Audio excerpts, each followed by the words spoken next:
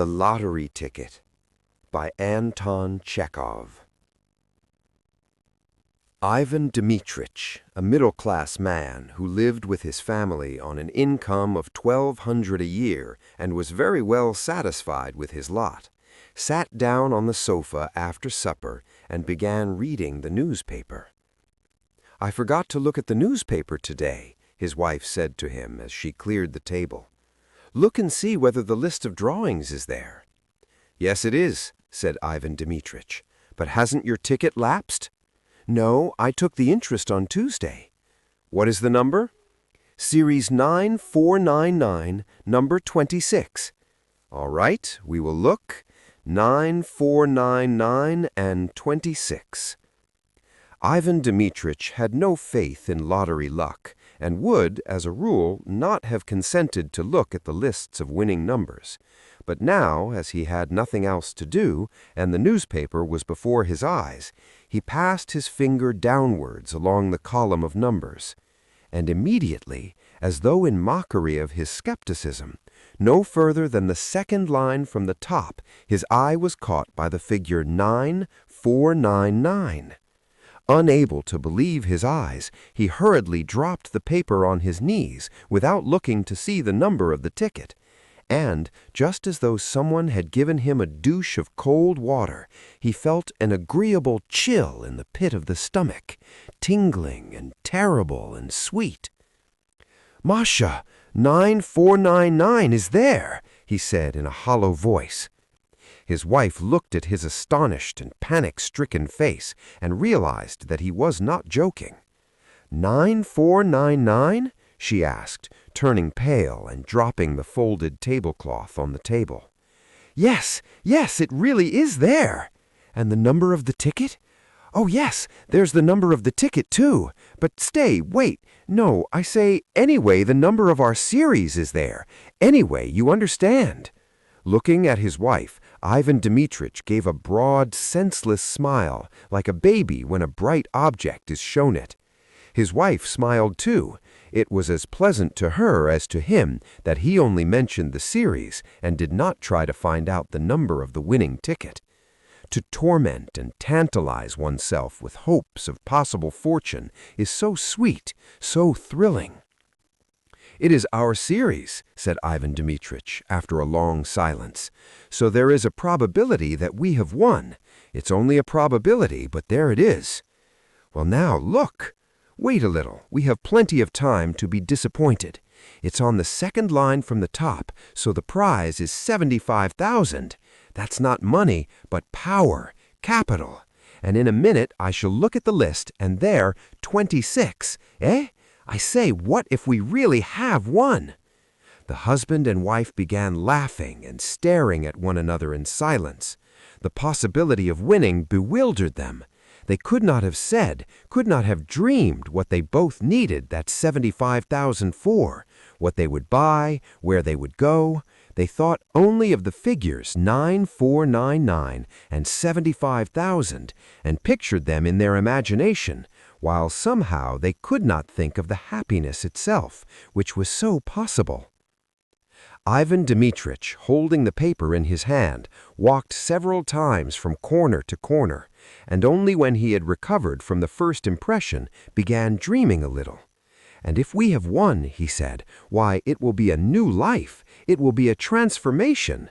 The ticket is yours, but if it were mine, I should, first of all, of course, spend 25,000 on real property in the shape of an estate, 10,000 on immediate expenses, new furnishing, traveling, paying debts, and so on.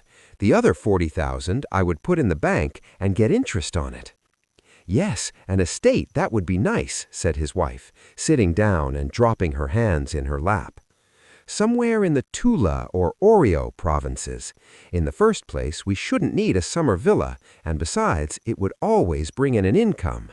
And pictures came crowding on his imagination, each more gracious and poetical than the last. And in all these pictures he saw himself well-fed, serene, healthy, felt warm, even hot. Here, after eating a summer soup cold as ice, he lay on his back on the burning sand, close to a stream or in the garden under a lime tree. It is hot. His little boy and girl are crawling about near him, digging in the sand or catching ladybirds in the grass. He dozes sweetly, thinking of nothing, and feeling all over that he need not go to the office today, tomorrow, or the day after. Or, tired of lying still, he goes to the hayfield or to the forest for mushrooms, or watches the peasants catching fish with a net. When the sun sets, he takes a towel and soap and saunters to the bathing shed, where he undresses at his leisure, slowly rubs his bare chest with his hands, and goes into the water. And in the water, near the opaque soapy circles, little fish flit to and fro, and green water weeds nod their heads. After bathing, there is tea with cream and milk rolls. In the evening, a walk or vint with the neighbors. "Yes, it would be nice to buy an estate," said his wife, also dreaming, and from her face it was evident that she was enchanted by her thoughts.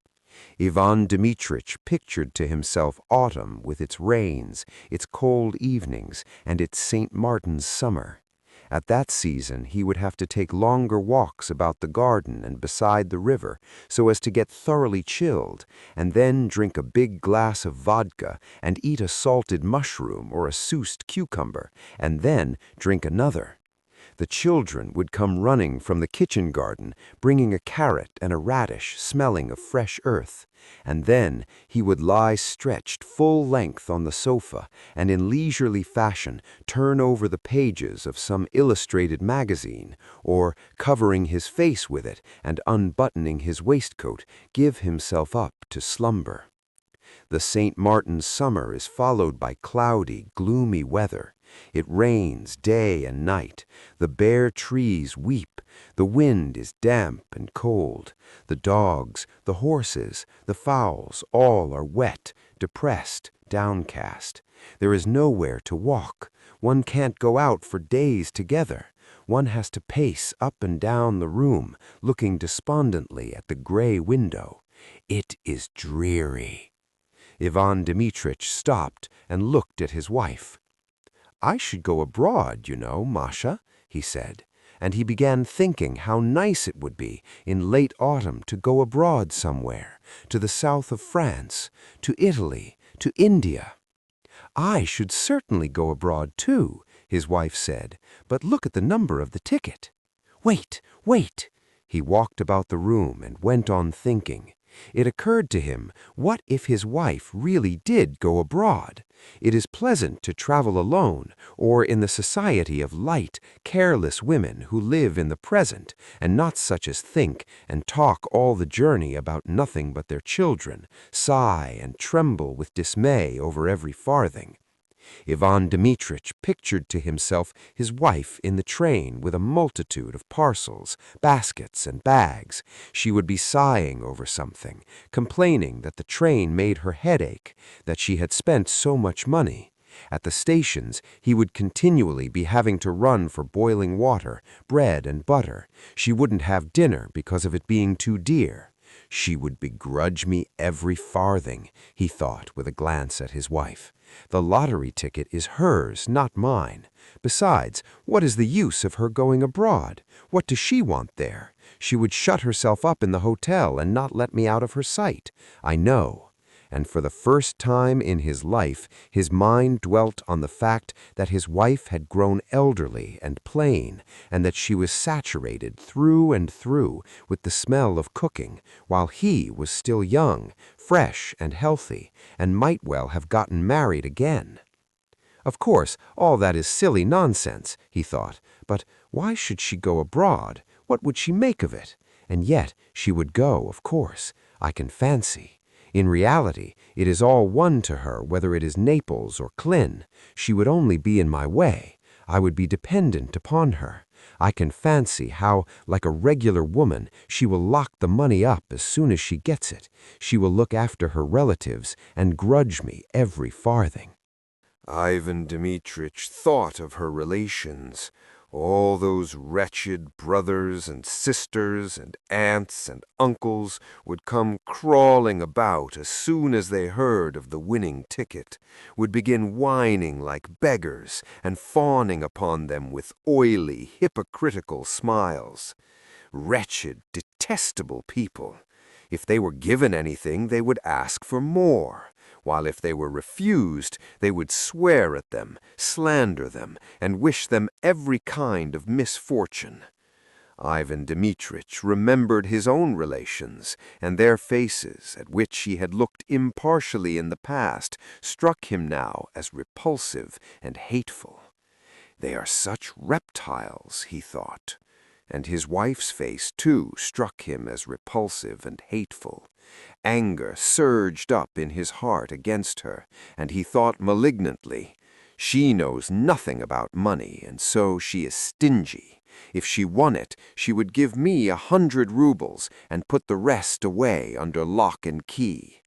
And he looked at his wife not with a smile now, but with hatred. She glanced at him, too, and also with hatred and anger.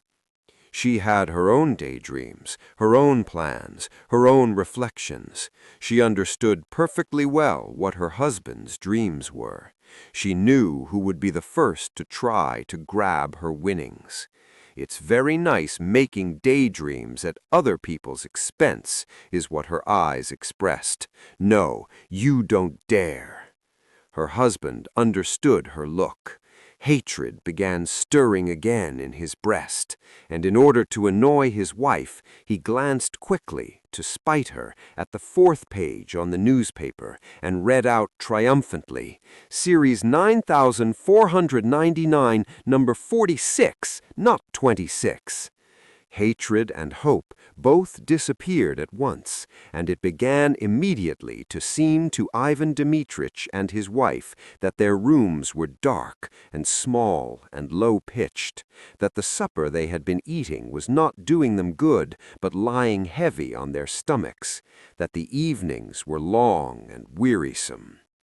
"What the devil's the meaning of it?" said Ivan Dmitritch, beginning to be ill-humored. "Wherever one steps there are bits of paper under one's feet, crumbs, husks. The rooms are never swept. One is simply forced to go out. Damnation take my soul entirely. I shall go and hang myself on the first aspen tree." You are in the Silver Library. If you enjoyed the experience, like and subscribe for more.